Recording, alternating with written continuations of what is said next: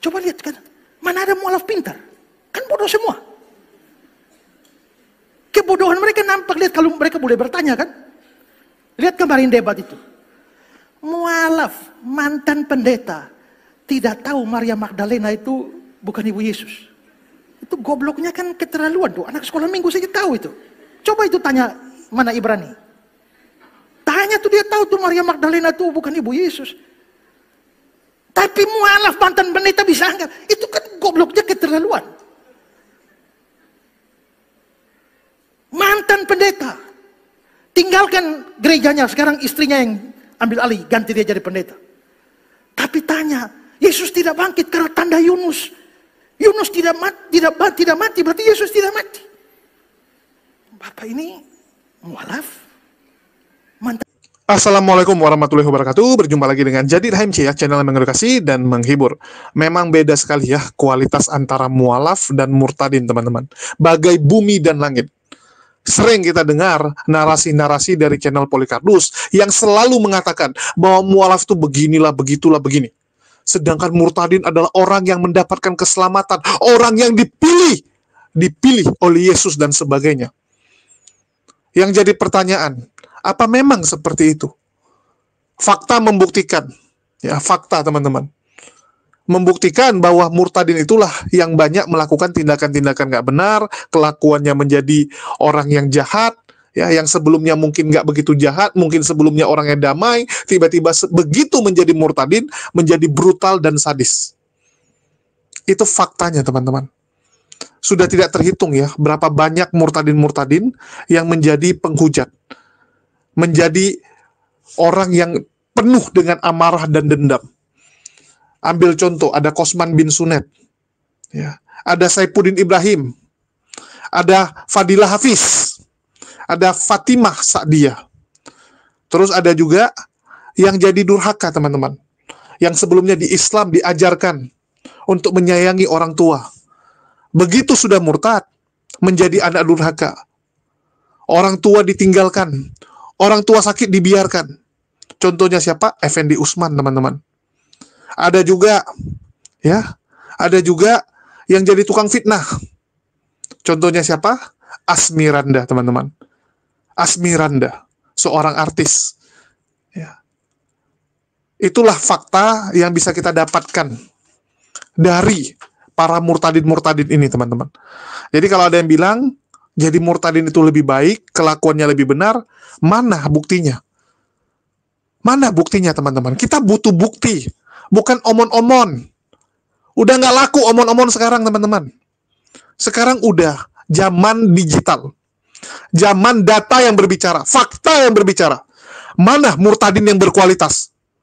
Coba saya tanya. Mana murtadin yang berkualitas? Kalau mualaf kita lihat. Bagaimana kelakuan Yusuf Hamka. Ya. Bagaimana kelakuan para mualaf-mualaf yang lain. Luar biasa, teman-teman. Kalau kalian bilang, tapi ada kok si A, si B, si C. Kita nggak memungkiri oknum. Ya, oknum.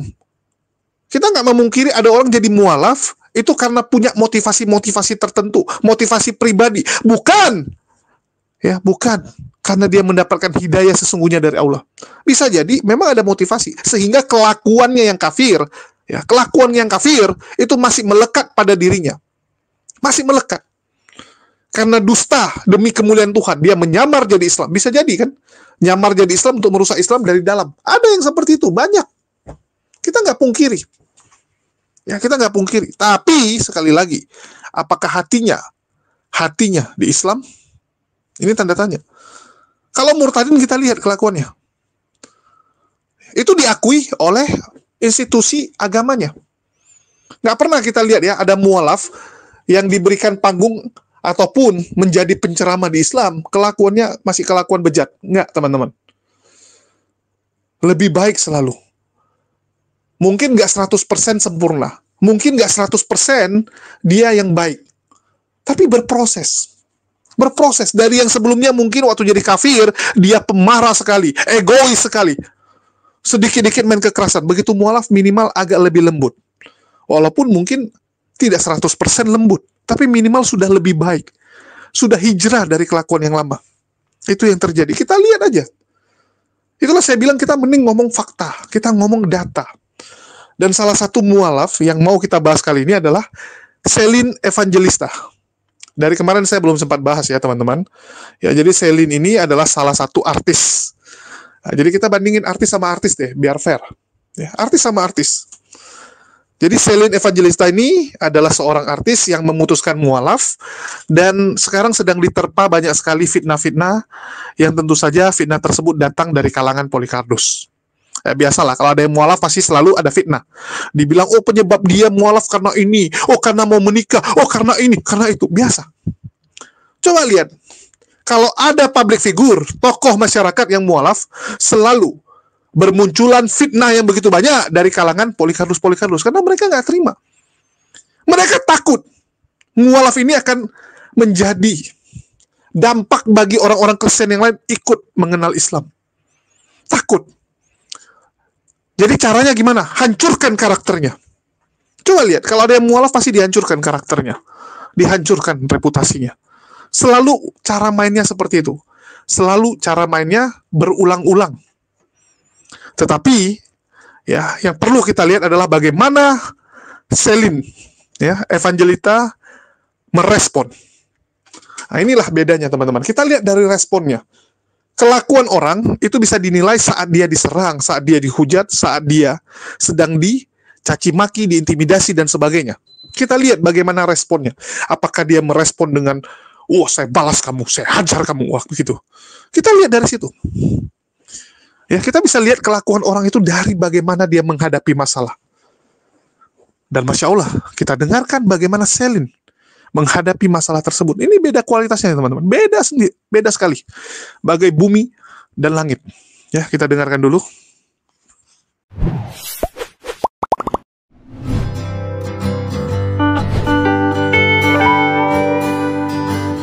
Ramadan tahun ini menjadi momen yang sangat istimewa bagi selebritis Celine Evangelista.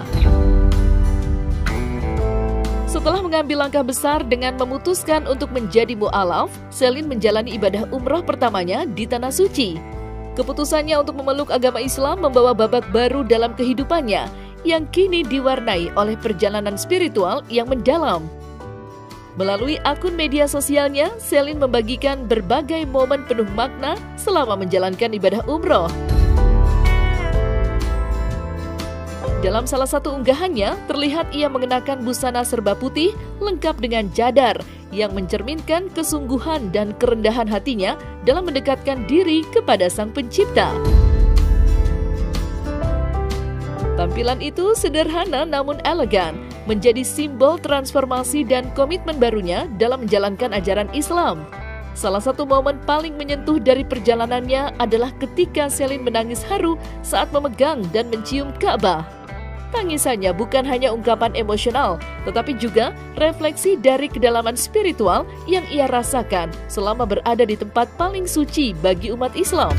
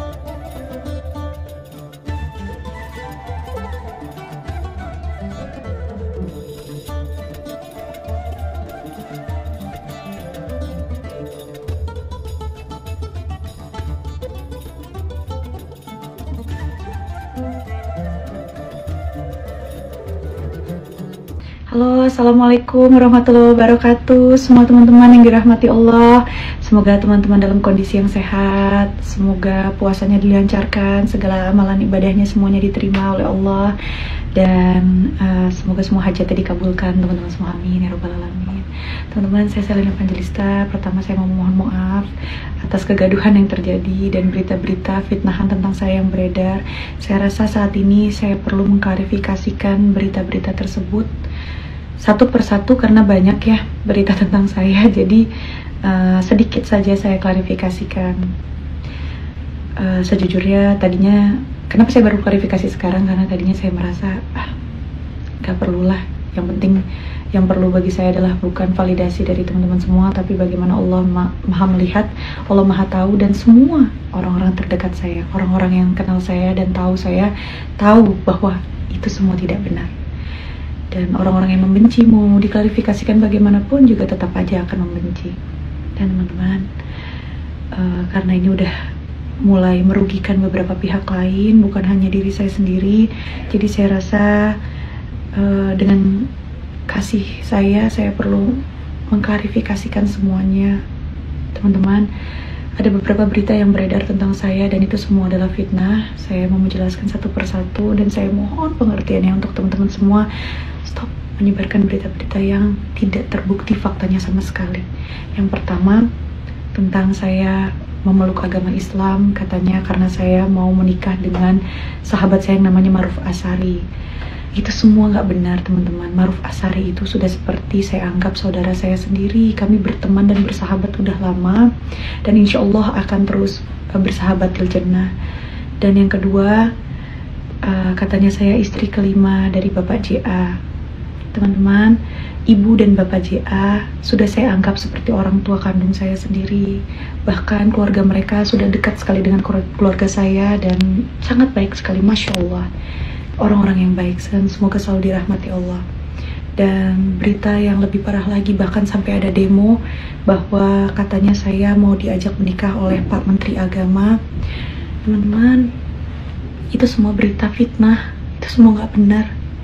Saya dibilang mau menikah dengan ini, istrinya ini, lalu diajak menikah dengan ini. Itu semua berita gak benar teman-teman. Itu semua salah. Agama mana yang membenarkan menikah punya istri 5? Itu aja udah salah teman-teman. Jadi jangan terus, kalau udah tahu salah, jangan terus dipercaya dan dibenarkan yang salah. Dan berita tentang Pak Menteri Agama mau mengajak saya menikah itu juga nggak benar teman-teman. Pak Menteri Agama itu asalnya dari Makassar. Saya juga ada keturunan Makassar. Kakek buyut saya punya pondok pesantren di Makassar. Dan dulu Pak Menteri itu sangat dekat sekali dengan kakek saya dan sering hadir di pondok pesantren keluarga saya. Teman-teman semuanya, saya yakin semua ini adalah love language Allah terhadap saya. Mungkin Allah ingin melihat seberapa besar iman saya terhadap Allah, bagaimana cara saya menanggapi sebuah masalah, dan bagaimana saya melewatinya. Apakah saya tetap beriman, apakah saya tetap yakin kepada Allah. Dan insya Allah saya mohon doa teman-teman saya tetap istiqomah. Walaupun saya tahu diri saya ini gak sempurna, masih banyak belajar, masih perlu memperdalam lagi agama. Tapi saya mohon sama teman-teman semua, doain saya tetap sabar melewati semuanya. Insya Allah, Allah angkat terus derajat saya. Kalau Allah selalu lindungi saya dari dulu. Dari dulu saya punya banyak berita yang miring tentang saya, tapi Allah terus angkat derajat saya. Allah gak pernah kasih hidup saya semakin buruk. Dari dulu sampai sekarang hidup saya semakin menanjak dan semakin naik. Dan Alhamdulillah saya sekarang dapat hidayah yang Masya Allah banget. Allah sayang sekali sama saya. Allah maha melihat, Allah gak tidur. Dan biar malaikat semua menjadi saksi bahwa saat ini saya sedang dizolimi dan banyak fitnah yang beredar tentang saya. Dan saya yakin gak ada orang yang beriman yang gak diuji. Bahkan Nabi pun difitnah, bahkan istri Rasul pun difitnah. Lalu siapa saya? Saya cuma seorang yang pendosa, yang berbuat dosa, yang masih belum kuat imannya, yang masih banyak belajarnya. Jadi saya yakin kalau Allah gak akan pernah ninggalin saya. Ujian ini pasti akan hilang sebagaimana saya menjalannya dengan lillah. Saya butuh support dan bantuan dari teman-teman semua. Yuk kita perbanyak lagi ibadah, amalan pahala kita di bulan suci Ramadan ini. Karena segala pahala itu kita dilipat gandakan, dan nauzubillah ya, dosa itu dilipat gandakan. Jadi teman-teman, kita perbanyaklah saling mendoakan, saling mendukung. Apalagi sekarang saya lagi benar-benar di sini lagi mau memperdalam agama, saya lagi mau belajar, saya lagi nggak ngapa-ngapain, tiba-tiba berita ini muncul, berita ini muncul, berita ini muncul. Allah, saya menikmati semuanya sebenarnya, karena saya rasa ya Allah, Allah lagi ngeliat saya banget nih, Allah lagi mau uji saya, Allah lagi mau angkat derajat saya. Insya Allah semuanya kalau saya lewati dengan ikhlas dapat menghapus dosa-dosa saya yang sebelum-sebelumnya. Doain saya teman-teman. Dan itu aja saya mau bilang, bahwa berita itu semuanya nggak benar, itu semua adalah fitnah. Dan buat teman-teman semua yang sedang menghadapi masalah seperti saya juga turut mendoakan teman-teman semua yang sedang terkena fitnah atau lagi dizolimi. Teman-teman, tetap teman-teman yakin sama Allah. Takdir Allah terlalu baik untuk kita curigai. Takdir Allah itu pasti baik untuk kita. Waktu Allah adalah waktu yang tepat untuk kita. Dan tidak ada manusia yang hidup di dunia ini yang gak punya masalah. Semua punya masalah. Justru Allah memberi ujian bagi orang-orang yang beriman. Tapi kita juga diberi ketenangan itu dalam melewati setiap ujian itu. Insya Allah, Allah tidak akan memberikan ujian melampaui batas hambanya. Jadi tetap doa, tetap sholat. Saya pernah dengar sholat dan doa itu seperti ibarat payung. Payung tidak bisa memberhentikan hujan, tapi payung dapat melindungi kita dari air hujan.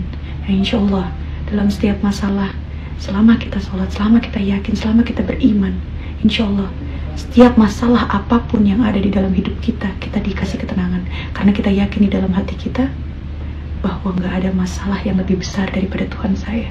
Tuhan saya lebih besar. Allah saya maha besar. Barakallahu fiik.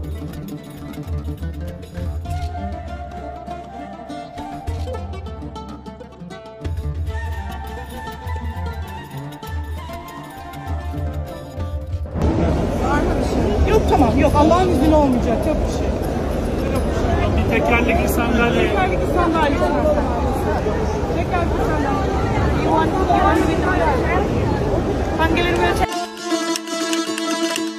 Dalam refleksi pribadinya di media sosial, Celine Evangelista membagikan pesan mendalam yang menggambarkan perjalanan spiritual dan transformasi hidupnya. Dalam tulisannya, ia mengungkapkan isi hati dengan penuh kejujuran, meminta pengertian dari banyak pihak terkait masa lalunya. Dalam setiap langkahnya, Celine tampak berusaha memperbaiki diri, mencari ketenangan batin, dan mendekatkan diri pada Sang Pencipta. Proses tersebut tentu tidak mudah, terutama di tengah sorotan publik yang kerap membahas perjalanan hidupnya, termasuk sisi gelap di masa lalu. Seburuk apapun aku di masa lalu, tolong jangan diungkit lagi. Aku sudah jauh dan sudah tidak hidup di sana. Aku telah berusaha keras untuk menjadi versi terbaik dari diriku yang sekarang. Kamu tahu, berkali-kali aku mempertanyakan kepada diri sendiri, kenapa aku dulu? Berkali-kali aku menahan sesak ketika memori yang tidak menyenangkan itu datang lagi. Sampai di titik aku sadar kalau ini adalah proses. Aku gak akan tahu rasa manis sebelum mencicipi yang pahit. Aku adalah hasil dari perjalanan panjang yang penuh luka, pembelajaran, dan perubahan. Sekarang aku memilih untuk menerima dan memaafkan diriku sendiri. Ya, aku ingin damai. Aku ingin fokus pada hari ini, pada hal-hal baik yang sedang dan akan aku lakukan. Jadi, tolong jangan tarik aku kembali ke cerita lama yang sudah jauh kutinggalkan. Aku bukan lagi orang yang sama dan sudah pergi dari tempat yang lama. Cantik banget nih, gimana nih? Dia cantik banget kan. Yang lihatnya bagaimana? Melihat perubahannya gimana, Bi? Ya kan dia sedang belajar, jadi hargailah prosesnya dia sedang belajar. Dengan anak-anaknya luar biasa. Perempuan ibu yang hebat, yang tangguh, yang kuat, yang nggak pernah mau menampakkan kelemahannya di depan orang. Untuk menjadi single parent ya berat pasti ya, tapi kan kita menjalaninya dengan rasa cinta, jadinya semuanya terasa indah, asik. Kerja keras dong, harus nih, makanya kerja terus nih makanya. kita biar buat masa depan yang cerah. Pasti kan kalau aku sebagai orang tua pengen yang anak aku mendapatkan yang terbaik lah ya gitu. Gimana caranya ya kita harus bisa berusaha juga gitu. Ya gimana ya, karena kan hidup itu pilihan ya. Kita memilih untuk bisa tegar, kita memilih untuk bisa kuat, itu adalah pilihan kita. Kita memilih lemah, kita memilih sedih, itu adalah pilihan kita. Karena kita sebagai manusia bisa merasakan apapun dan diberikan berkah sama Tuhan untuk bisa merasakan apapun, mengekspresikan rasa yang kita rasakan. Tapi kan kita yang memilih untuk menunjukkannya seperti apa. Apapun yang aku lakukan di luar rumah, dengan kerjaan-kerjaan yang sebegitu banyak, kayak itu pasti semuanya demi anak-anak.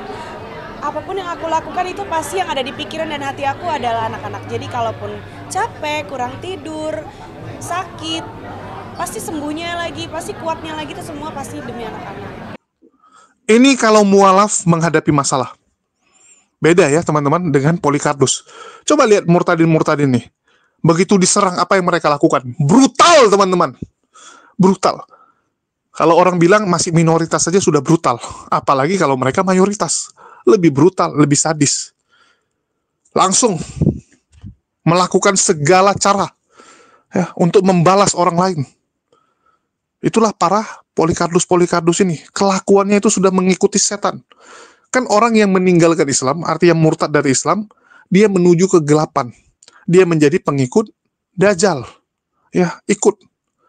Masuk ke lubang neraka kalau kita bilang. Dan terbukti, kalau yang murtad-murtad itu selalu apa? Karena dia diserang ya. Kita nggak pungkiri teman-teman. Kalau ada yang keluar dari Islam, pasti umat Muslim juga ada yang responnya pasti marah dan sebagainya. Itu manusiawi. Betul nggak? Sama seperti orang yang mualaf. Pasti yang dari agama lamanya nggak senang, ngamuk, dan sebagainya. Itu manusiawi, tapi responnya yang kita lihat. Di sini yang kita titik beratkan adalah responnya. Bagaimana mereka merespon serangan-serangan tersebut. Kita bandingkan dengan murtadin. Ya, begitu diserang, ya, apa yang mereka lakukan? Mengeluarkan fitnah-fitnahan. Mengeluarkan fitnah-fitnahan. Dia jelek-jelekkan agama lamanya. Sedemikian rupa, teman-teman. Sadis. Ya, salah satunya siapa? Asmiranda. Asmiranda langsung, wah, keluar sana-sini ya, fitnah Islam. Langsung roadshow untuk menghujat dan menghina Islam. Kenapa puji Tuhan? Karena akhirnya melalui masalah-masalah itu, kami jadi mengerti betul. Kami jadi tahu. Tahu apa? Kami jadi tahu kalau kami ternyata berbeda dengan orang-orang duniawi. Kami berbeda dengan orang-orang yang mungkin ada di luar sana. Apa yang membedakan kami? Kami yakin betul. Kami punya roh Allah dalam kehidupan kami. Kami punya roh kudus dalam kehidupan kami. Nah, mungkin saudara-saudara juga udah mulai bingung-bingung gitu kan. Menatap saya sambil bertanya, emangnya apa sih yang roh kudus kerjakan dalam kehidupan kalian berdua? Gini-gini. Di tengah-tengah masalah yang kami berdua pernah hadapi itu, yang pertama roh kudus berikan kami ketenangan. Roh kudus ajarkan kami untuk gak usah khawatir, untuk gak usah takut. Dan kalau kami boleh sedikit kesaksian, mungkin kesaksian kami tentang pelayanan kami, puji Tuhan, sudah 2,5 tahun, hampir 3 tahun ini kami berdua boleh dipakai Tuhan untuk melayani Tuhan. Kami boleh melayani Tuhan, memberikan kesaksian dan pujian dari Sabang sampai Merauke, bahkan sampai ke luar negeri. Dan ceritanya saat itu kami diundang untuk jadi bintang tamu, untuk bawakan pujian di acara rally KKR 3 hari berturut-turut di 3 tempat yang berbeda-beda juga. Nah, saat kami masih di salah satu daerah di Indonesia ini, dan saat kami tiba di sana, kami turun dari pesawat, kami dijemput sama gembala dan panitia yang ada di sana. Tapi kami dijemput dengan wajah-wajah yang gimana ya? Kalau saya boleh bilang tuh, bahasa Inggrisnya bilang wajah-wajahnya agak sepet. Iya, sampai saya ngomong sama istri saya, aduh sayang, kita salah apa nih sayang? Kok kita dijemput tapi mukanya kayak gini? Bener aja, belum sempat kami ngomong apa-apa, kami langsung ditarik sama gembala dan panitia yang ada di sana untuk istirahat di salah satu coffee shop yang ada di bandara itu. Saat kami duduk di coffee shop itu, gembalanya belum sempat ngomong, Shalom Vano, Anda gimana kabarnya? Gembala langsung bilang gini, Vano, Anda, kalian berdua jadi TO.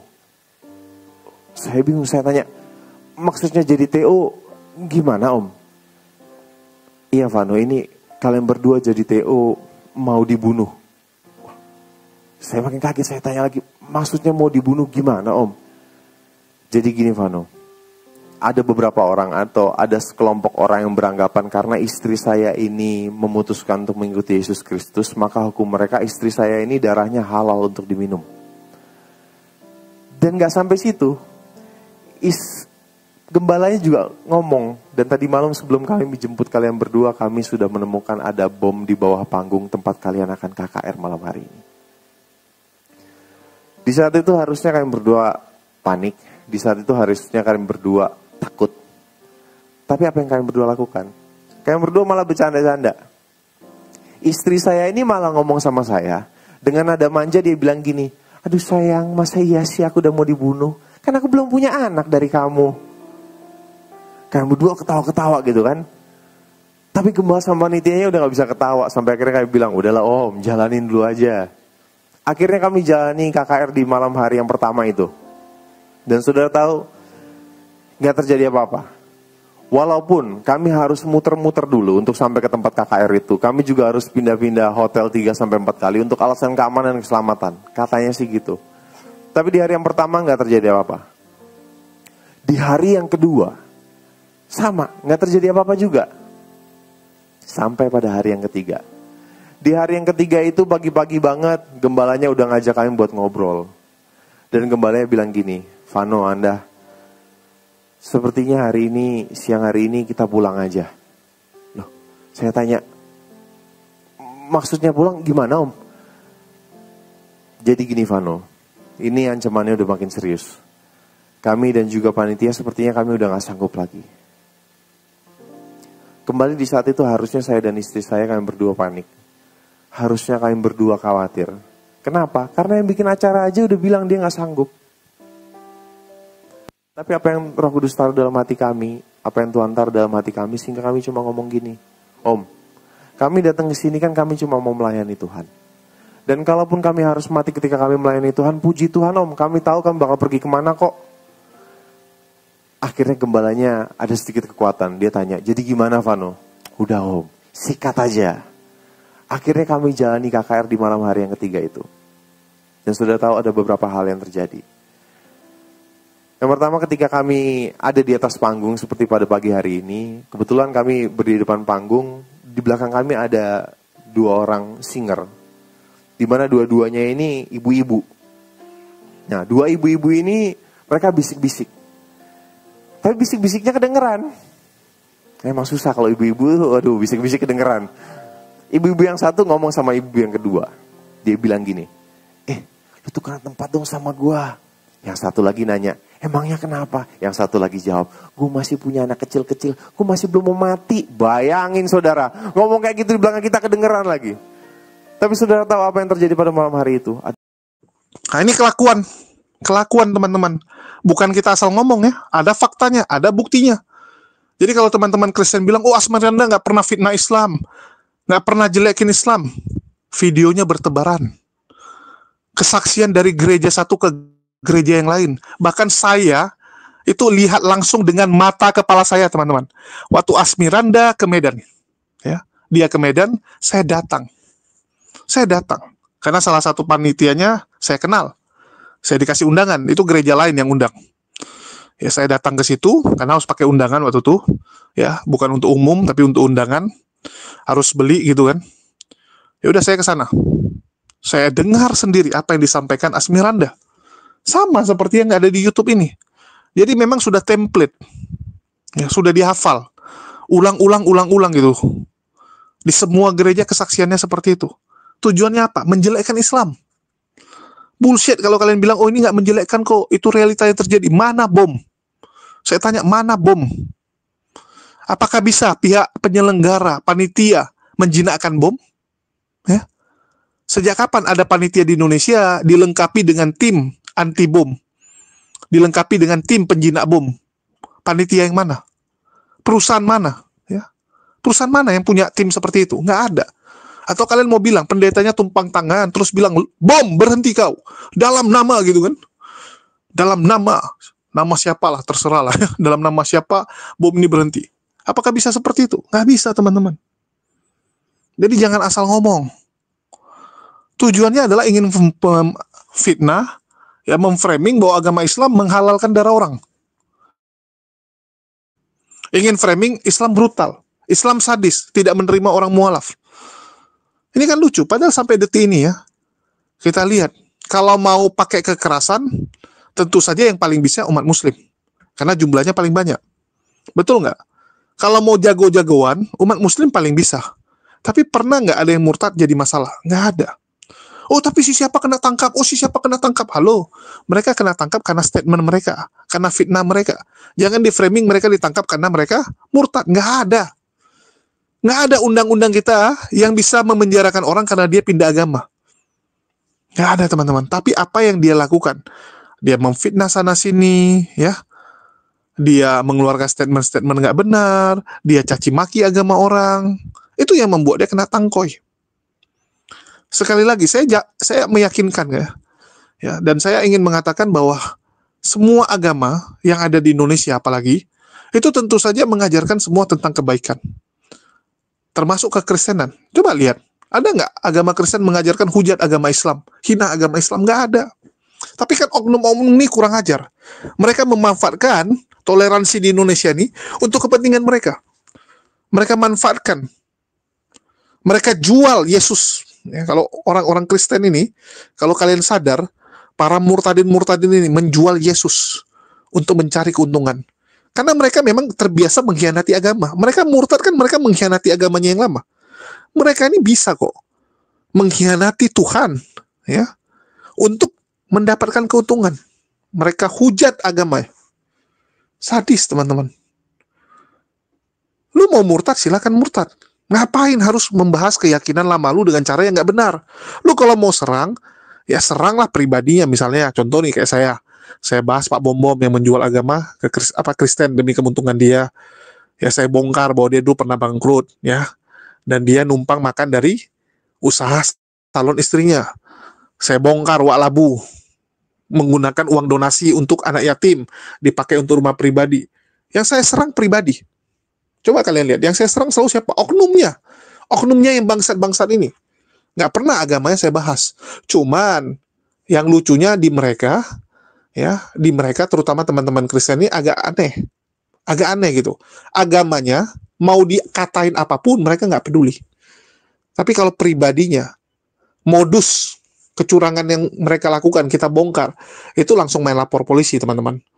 Langsung main lapor polisi. Segala cara akan mereka lakukan supaya kamu berhenti bongkar mereka. Karena mereka bilang ini periuk, jangan ganggu periukku gitu kan. Lu kalau mau bilang Yesus apapun, kamu mau kasih data Yesus apapun, mereka nggak peduli. Mampus itu dengan agama Kristen. Yang penting jangan ladang pencarian mereka. Masalahnya di situ. Itulah kenapa saya paling sering dilaporkan dibandingkan teman-teman yang lain. Ya. Padahal saya paling tidak pernah membahas agama. Yang saya bahas adalah orangnya. Kan begitu, orangnya yang memanfaatkan agama-agama ini. Tapi saya paling banyak dilapor ya karena itu. Karena mereka nggak terima. Sama kayak ini, kita bongkar nih. Bagaimana Asmiranda. Kita bandingkan dengan Selin. Ya. Kan memang beda, ada datanya. Kita ngomong pakai data. Kemarin saya bahas GPDI, teman-teman. Ngamuk, oten-oten. Kamu nyebarkan berita bohong dan sebagainya. Loh, saya baca berita kok. Ada beritanya. Bahkan saya kutip juga dari channel Kristen sendiri, dari internal Kristen sendiri yang membahas hal itu. Tetap aja nggak bisa terima mereka. Lucu gitu. Data, fakta sudah di depan mata, tetap nggak bisa terima. Aneh mereka ini. Ini kalau kita bilang sama mereka, di Thailand barusan gempa. Oh, mereka bilang nggak ada, kamu sembarangan ngomong. Pokoknya kalau kamu yang ngomong, saya nggak terima. Itu prinsip Polycardos. Mereka bukan lihat data, tapi yang penting siapa yang ngomong. Kalau yang ngomong jagoan mereka, wah percaya, tepuk tangan, wah gitu kan. Kayak pendukung Elia Miron. Pokoknya Elia Miron yang benar, pendeta lain sesat gitu kan. Pendeta lain yang serang Elia Miron adalah sesat, adalah antikris. Kan lucu gitu, udah terlalu membabi buta. Ngeri teman-teman, memang diajarin jadi begoder si penontonnya. Saya udah bilang berkali-kali, jadilah penonton cerdas. Dan saya berharap penonton yang ada di channel saya adalah penonton yang kritis. Penonton yang benar-benar belajar. Penonton yang benar-benar melihat fakta. Jangan, yang penting saya sudah dengar nih. Dari Jadid HMC, artinya ada benar. Enggak, cross-check. cross check, cari tahu. Ya. Jadi Selin ini sekarang sedang diserang habis-habisan oleh Polycarpus, dibilang mualaf karena mau menikah dan sebagainya gitu. Ya, kan kita tinggal lihat fakta yang akan berbicara. Selin udah mualaf berapa lama? Menikah nggak sampai sekarang? Belum. Ada nggak calonnya? Nggak ada juga malah. Ya, calonnya juga nggak ada. Selin juga sudah pernah gagal nikah. Dulu nikah secara apa? Kristen, teman-teman. Dia sudah merasakan bahwa ajaran ini nggak cocok rupanya sama dia. Sama dia nggak cocok gitu. Di Kristen bilang tidak boleh cerai. Ternyata dia cerai juganya. Ternyata gampang juga cerai. Kan gitu. Gampang juga cerai. Dia sudah merasakan bahwa ini cuman, lip service doang ternyata. Ini cuman, dibuat oleh manusia. Yang notabene, manusianya nggak lihat bahwa ternyata nggak bisa dilakuin. Saya udah berkali-kali bilang, kalau Tuhan memberikan ajaran yang manusia nggak bisa lakukan, artinya dia bukan Tuhan. Itu aja. Betul nggak? Kalau kita nih, menciptakan satu robot, kita buat robot nih. Terus kita suruh robot ini melakukan sesuatu yang robot ini nggak bisa lakukan. Udah clear, bukan dia yang ciptakan. Ya.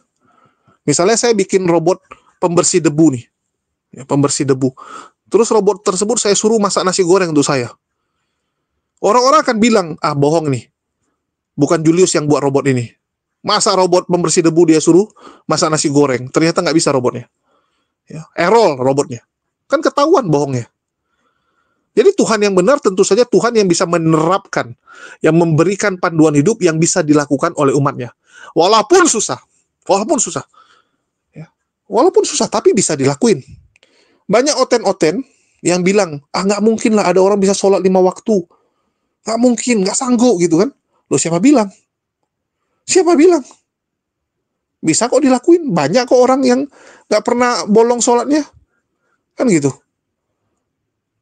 Dan jangan lupa, di Islam tuh banyak sekali kemudahan. Ya, kalau kamu terkendala ini, ada solusinya. Terkendala ini, ada solusinya. Kalau lagi berpergian, apa yang harus kamu lakukan dengan sholat? Ya, bisa dikodok. Banyak hal yang bisa kita lakukan. Ya, begitu juga dengan puasa. Aduh, itulah saya bilang, di Islam tuh saking luar biasanya, panduannya tuh lengkap, dan semua sesuai dengan kemampuan manusia. Bukan, manusia dulu bisa lakuin, manusia sekarang nggak mungkin bisa lakuin. Enggak, di Islam tuh selalu bisa relevan dengan waktu. Hanya Islam lah satu-satunya agama yang relevan dengan segala zaman. Kalau mereka kan bilangnya apa? Udah nggak relevan ini gitu. Ajarannya udah nggak relevan. Zaman dulu gini kan. Tentang bahwa wanita akan menderita saat melahirkan. Buktinya sekarang wanita nggak menderita lagi. Artinya udah nggak relevan. Ya, artinya yang ngasih ayat itu bukan Tuhan gitu. Ya, karena dia nggak tahu di masa depan akan ada pengobatan-pengobatan, akan ada cara-cara supaya orang nggak sakit lagi. Dia nggak tahu gitu. Artinya dia bukan Tuhan. Kan gitu. Dia bukan Tuhan, karena Tuhan itu maha mengetahui. Dia tahu yang akan terjadi sampai nanti. Ya, mau sampai kapanpun dia tahu apa yang akan terjadi di akhir zaman, 1000 tahun lagi. Tuhan tahu. Itu bedanya. Ya, Tuhan yang benar sama Tuhan yang dituhan-tuhankan. Tuhan yang diciptakan. Tuhan yang diciptakan dia akan membuat ajaran yang tidak relevan. Ya. Karena dia nggak tahu apapun. Itu. Kalau Allah luar biasa. Dia tahu. Ya, bahkan dikatakan akan ada laut. Ya. Yang tidak menyatu. Orang dulu bilang, mana mungkin. Ternyata ada benaran. Terkejut orang. Itu bukti dia Tuhan yang benar, karena dia tahu, maha mengetahui.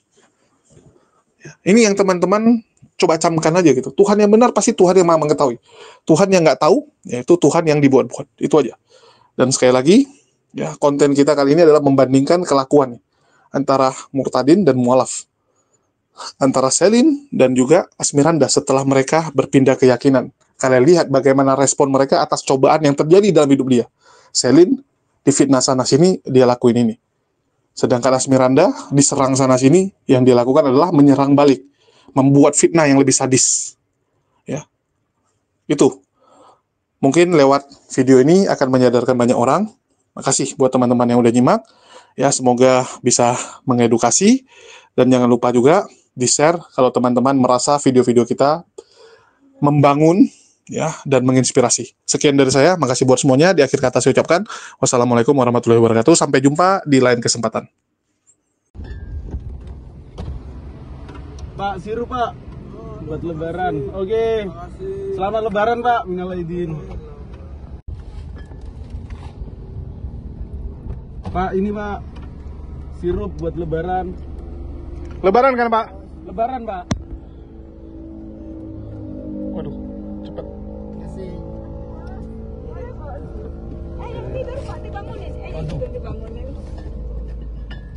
Ini Bu. Makasih ya. Alhamdulillah buat lebaran. Buat lebaran. Lebaran Pak? Ini Bapak.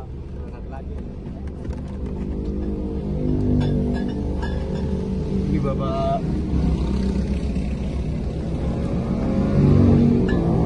Ibu lebaran Bu. Lebaran. Ya lah lebaran. Oh, orang mana? Ini Bu, zakatku Bu, sisa satu. Makasih ya. Ya, sama-sama. Sisa satu. Pak, zakat Pak. Ya, saya terima ya. Ya, semoga panjang umur, murah rezeki, siap, berkah dan bapaknya juga barokah. murah rezeki. Selamat lebaran Pak. Amin. Nggak pulang kampung Pak? Ya, Dari mana? saya dari Jawa. Jawa mana? Jawanya mana? Purwokerto. Oh, Purwokerto. Jawa Tengah ya. Iya. Makasih ya. Siap, sama-sama. Semangat ya Pak ya. Pasti. Oke. Sirup Bu buat lebaran. Makasih ya Mas.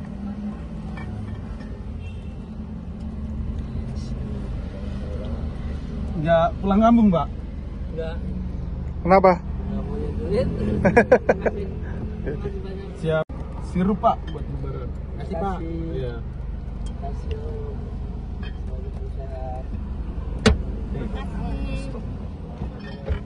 Makasih Om. Nggak pulang kampung Bu? Ya. Nggak pulang kampung. Oh. Makasih Om ya. Yuk. Nyalain wifi-nya. Sisa 1, 2, 3. Kasih aja dulu. Satu-satu Bu. Satu. Jangan rebutan. Selamat lebaran Bapak Ibu. Satu-satu, jangan rebutan.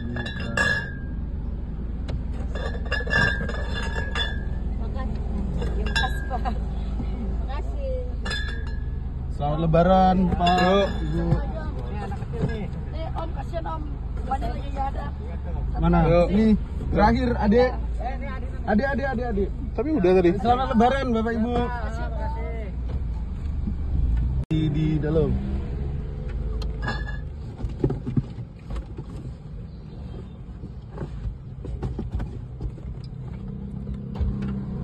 Ini Udah.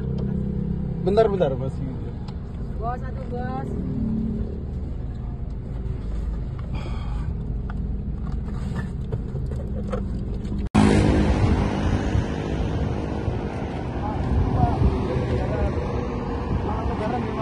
Orang mana Pak?